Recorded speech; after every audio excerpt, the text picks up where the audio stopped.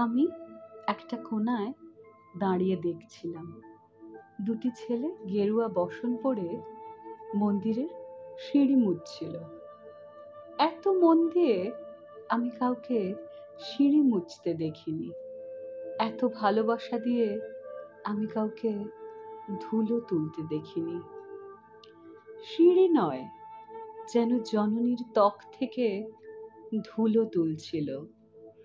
এভাবে কেউ সিঁড়ি থেকে ধুলো মুছতে পারে এ আমি কোথাও দেখিনি।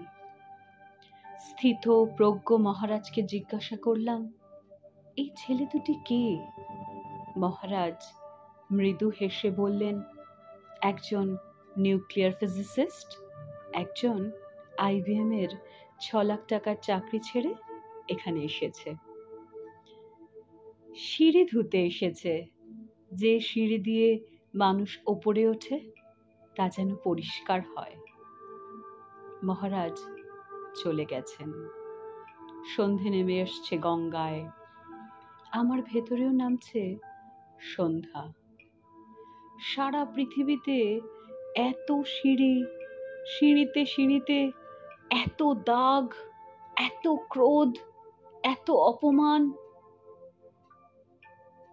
আরতি শুরুর আগে মনে হলো, যে সিঁড়ি মুছতে পারে না সে কোনো দিন মানুষের চোখের জল মুছতে পারবে না। কবিতাটির নাম বেলুর।